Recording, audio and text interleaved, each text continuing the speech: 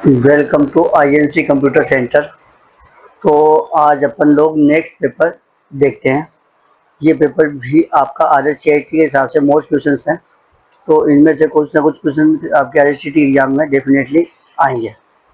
तो देखते हैं, किसी प्रेजेंटेशन के दौरान आप अपने कंप्यूटर में प्रोजेक्टर को जोड़ने के लिए क्या उपयोग करेंगे। अगर अपने को प्रोजेक्टर जोड़ना है तो अपन क्या करते हैं, तो अपन प्रोजेक्टर जोड़ने के लिए HDMI केबल का यूज अपन लोग करेंगे। तो इसमें आंसर आपका सही रहेगा, आपका HDMI।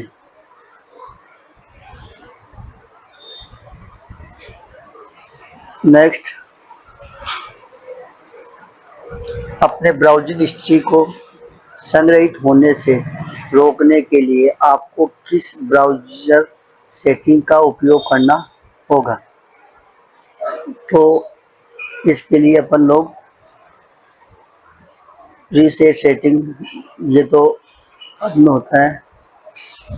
पेस्ट को बुकमार्क करे, नहीं है। केवल कुकी साफ करे, ये भी नहीं है। तो इसमें आंसर सही रहेगा आपका कोनेंटो और प्राइवेट मोड, ये वाला सही रहेगा, प्राइवेट मोड वाला। रेम, रेम का क्या अर्थ होता है, रेम का पूरा नाम क्या है। रेम का पूरा नाम है रैंडम एक्सेस मेमोरी। तो आंसर इसमें ए सही रहेगा। ईमेल भेजने के लिए किस प्रोटोकॉल का उपयोग किया जाता है। अगर अपन को ईमेल भेजना है तो इसके लिए अपन SMTP प्रोटोकॉल का यूज अपन लोग करेंगे। तो SMTP का फुल फॉर्म होता है सिंपल मेल ट्रांसफर प्रोटोकॉल। ऐसे जैसे HTTP का फुल फॉर्म होता है hyper text transfer protocol, FTP का फाइल ट्रांसफर प्रोटोकॉल, WWW का वर्ल्ड वाइड वेब, SMTP का सिंपल मेल ट्रांसफर प्रोटोकॉल। इनमें से कौन सा वेब ब्राउज़र है, इनमें से अपना वेब ब्राउज़र कौन सा है। विंडोज नहीं है, इसमें रहेगा गूगल क्रोम। ये क्रोम आपका वेब ब्राउज़र रहता है। तो आंसर सही रहेगा इसका बी। नीचे दी गई तालिका से मिलान विकल्प का चयन करें। अब इसमें जैसे अपना बोलता है, एक तो हार्डवेयर, रैम, ऑपरेटिंग सिस्टम।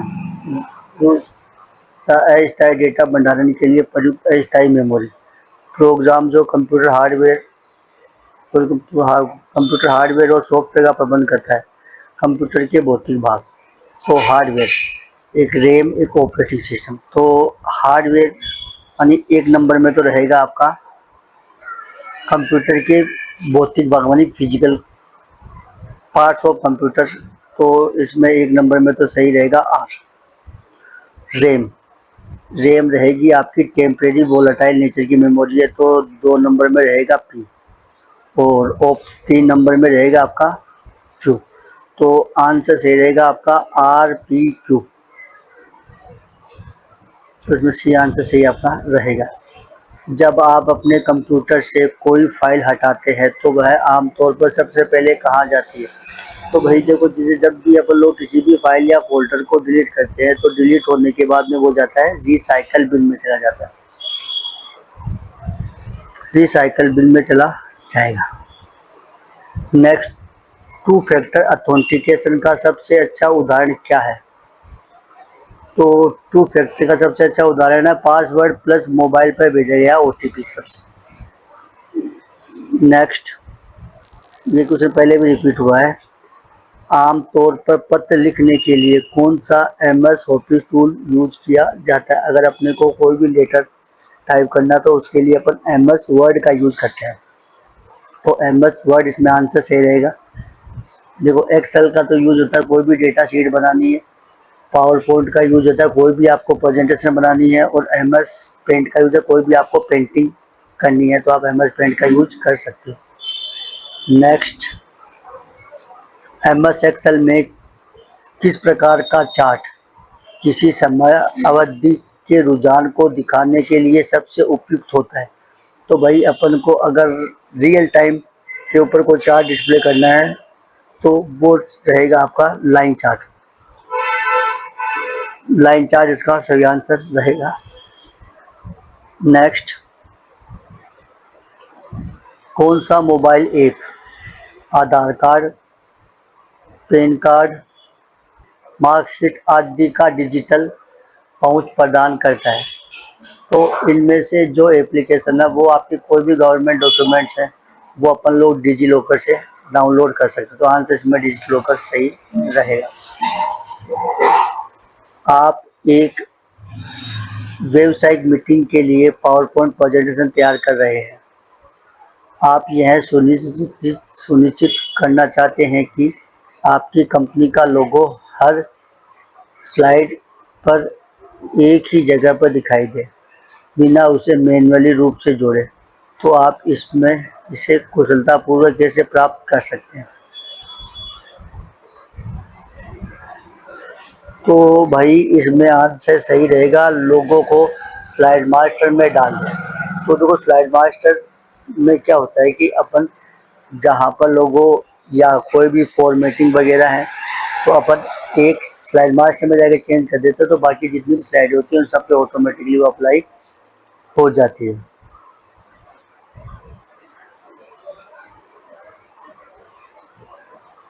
अपने पावर पॉइंट प्रेजेंटेशन को दर्शकों के लिए पूर्ण स्क्रीन मोड में प्रदर्शित करने के लिए आप किस दृश्य का उपयोग करेंगे?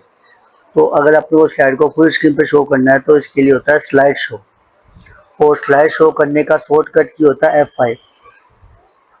तो आंसर इसमें रहेगा स्लाइड शो। अधिकांश MS ऑफिस अनुप्रयोगों में सेव और सेवेज कमांड के बीच प्राथमिक अंतर क्या है? तो देखो बड़ा फाइल तो जो सेव तो फाइल को सेव करता है, और सेवेज फाइल को किसी अदर नेम से सेव करता है, या फाइल की लोकेशन को चेंज करने के लिए हम इसका यूज करते हैं। तो इसमें आंसर सही रहेगा बी, सेव मौजूदा फाइल को अपडेट करता है, या यदि नया है तो फाइल के लिए संकेत देता है।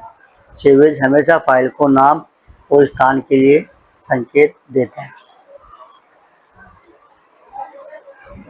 1000 से अधिक मान वाले सेल को लाल रंग में हाईलाइट करने के लिए आप किस एक्सेल सुविधा का उपयोग करेंगे?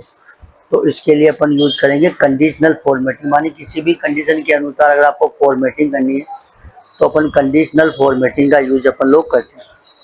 नेक्स्ट, URL का पूरा नाम क्या है? URL का फुल फॉर्म है यूनिफॉर्म रिसोर्स लोकेटर। ये मैंने पहले भी आपको कई बार बताया है।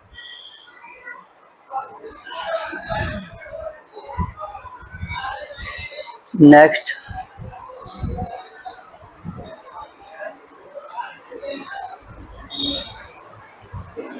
GPS का क्या है? GPS का फुल फॉर्म होता है ग्लोबल पोजिशनिंग सिस्टम। तो इसका आंसर सही है ए। ऑनलाइन बैंकिंग का मुख्य लाभ क्या है? तो ऑनलाइन बैंकिंग का सबसे बड़ा बेनिफिट क्या है? आप केवल नगद राशि ही निकाल सकते हैं। इसके लिए आपको बैंक शाखा में अधिक बार जाना पड़ेगा, यह पारंपरिक बैंक की तुलना में कम सुरक्षित है। आप कहीं से भी 24x7 अपने बैंक खाते का प्रबंध कर सकते हो। तो आंसर आपका ये सही रहेगा। तो इसमें डी आंसर सही रहता है आपका। कौन सी सेवा ऑनलाइन रेलवे टिकट बुक करने में मदद करता है? अगर अपने को कोई भी रेलवे की टिकट बुक करनी है तो अपन कौन सी वेबसाइट का यूज़ करते हैं? तो इसकी रेलवे की ऑफिशियल वेबसाइट है IRCTC का यूज अपन लोग करेंगे। एक कंप्यूटर वायरस है। एक कंप्यूटर वायरस क्या है? तो देखो वायरस आपका एक सॉफ्टवेयर है, लेकिन जब अपने कंप्यूटर में कोई वायरस आ जाता है तो अपने कंप्यूटर की जो इम्पोर्टेंट फाइल्स होती है उनको इन्फेक्टेड कर देता है, जिससे अपना कंप्यूटर हैंग होना स्टार्ट हो जाता है, स्पीड स्लो हो जाती है, कई बार एक ही नाम की दो फाइलें बन जाती है ना। तो इसमें आंसर सही रहेगा एक प्रोग्राम जो आपके कंप्यूटर को नुकसान पहुंचाता है। तो virus is a software. Next, अगर आप अक्सर किसी इंटरनेट कैफे या सार्वजनिक कंप्यूटर पर अपनी संवेदनशील व्यक्तिगत जानकारी जैसे ईमेल और बैंकिंग एक्सेस करते हैं, तो आपको हमेशा ऐसे कंप्यूटर पर अपना काम खत्म करने के बाद क्या ज़रूरी कदम उठाना चाहिए? तो वही एक तो जैसे आप ईमेल वगैरह यूज़ करते हो उसे लॉग आउट करना चाहिए, बैंकिंग है तो उसे भी लॉग आउट करना चाहिए। तो इसमें बस ब्राउज़र बंद कर देना चाहिए, ये गलत है। कंप्यूटर को तुरंत बंद कर दे, ये भी गलत है। यदि संभव हो तो अपने सभी खातों से लॉग आउट करें और ब्राउजिंग हिस्ट्री कुकी साफ करें। तो आंसर ये सही रहेगा आपका। लिब्रा ऑफिस इम्प्रेस मुख्यतया किस प्रकार के कार्यों के लिए उपयोग होता है? तो इम्प्रेस अपने किसके लिए यूज होता है? आपका इम्प्रेस आपका होता है, वो होता है प्रेजेंटेशन बनाने के लिए। तो इसमें आंसर डी सही रहेगा, प्रस्तुतियाँ विकसित करने के लिए। इमेज ऑप्टिमाइजेशन से आप क्या समझते हैं? तो इमेज तो इसकी गुणवत्ता बनाए रखते हुए फाइल का आकार कम करना। सही आंसर यही है कि इसकी गुणवत्ता बनाए रखते हुए साइज को कम करना।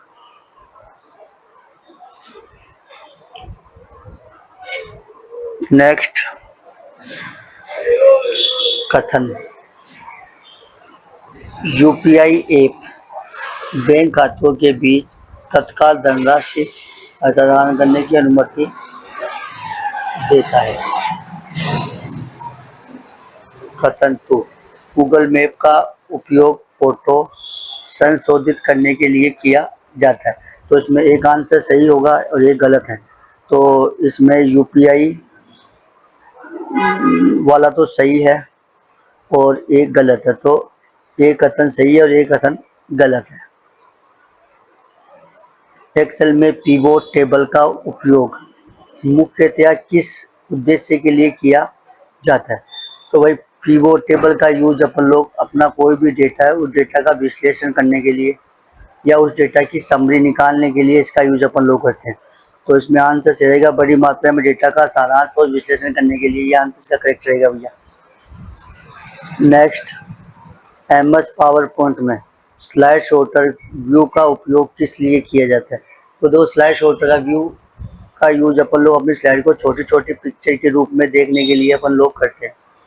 तो इसमें आंसर रहेगा किसी प्रस्तुति में स्लाइडों को पुनः व्यवस्थित करने और संगठित करने के लिए हमें इसका यूज अपन लोग करते हैं। यूज शॉर्ट व्यू करता है, शायद छोटे पिक्चर में शो करेगी कुछ, उन्हें आप कैसे क्या अरेंज करना चाहते हो खुद अपने हिसाब से इसे मूवमेंट करवा सकते हैं। आप हर दिन एक रिपोर्ट पर एक ही फॉर्मेटिंग चरण दोहराते हैं। कौन सी एक्सेल सुविधा इस चरणों को स्वचालित कर सकती है? अगर हम एक रिपोर्ट पर एक ही फॉर्मेटिंग चरण दोहराते हैं तो इसके लिए बड़ा आंसर रहेगा मैक्रो। मैक्रो का काम होता है कि आपको कोई भी रिकॉर्डिंग करनी है, तो कोई भी काम हो उसे आपको बार बार में रिपीट करना, तो मैक्रो कमांड के साथ से उसे रिकॉर्ड कर सकते हैं। रिकॉर्ड करने के बाद में जो भी आपको करना है वो अपने हिसाब से उसे चला सकते हो। एमएस वर्ड में किसी दस्तावेज के साथ काम करते समय यदि आप अपने पूरे दस्तावेज पर स्वरूपण विकल्प जैसे फ़ॉन्ट है, फ़ॉन्ट का रंग है और प्रभाव है का एक पूरा डिजाइन किया गया सेट लागू करना चाहते हैं तो आप इनमें से किसका यूज करेंगे? तो इसमें बड़ा रहेगा आंसर आपका थीम सही रहेगा। तो थीम में अपना ऑलरेडी चीज़ें सेट रहती है। एनिमेशन का प्रभाव है जो तब होता है जब आप पावर पॉइंट में स्लाइड शो के दौरान एक स्लाइड दूसरी स्लाइड पर जाते हो। तो इसके लिए आंसर रहेगा आपका स्लाइड ट्रांजिशन। तो स्लाइड जब भी अपन स्लाइड शो करते हैं तो आप जब स्लाइड शो करने पे जाते हो, जब आप एक स्लाइड दूसरी स्लाइड पे जाते हो तो जो इफेक्ट वगैरह आपके डिस्प्ले करते हैं तो वो आपका क्या होता है? स्लाइड ट्रांजिशन इफेक्ट जिसे बोला जाता है।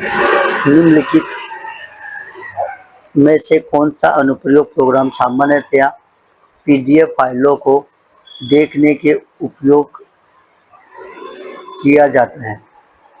तो पीडीएफ फाइल को देखने के लिए अपना अडोप्ट रीडर का यूज अपन लोग करेंगे।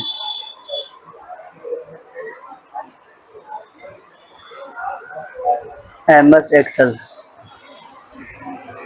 लेन का आउटपुट क्या होगा? इसमें आंसर भाई 5 सही रहेगा, क्योंकि लेन क्या करता है? लेंथ याद करता है।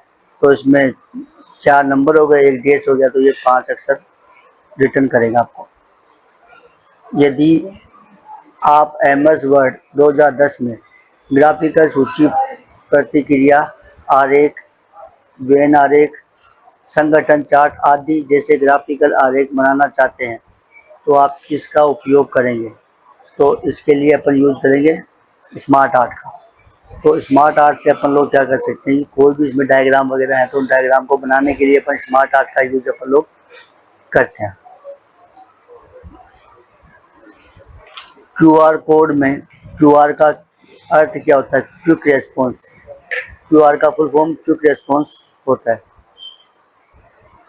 नेक्स्ट, निम्नलिखित में से कौन सा उपकरण संपूर्ण कंप्यूटर सिस्टम के लिए संचार माध्यम है, सिस्टम यूनिट में रखा जाता है?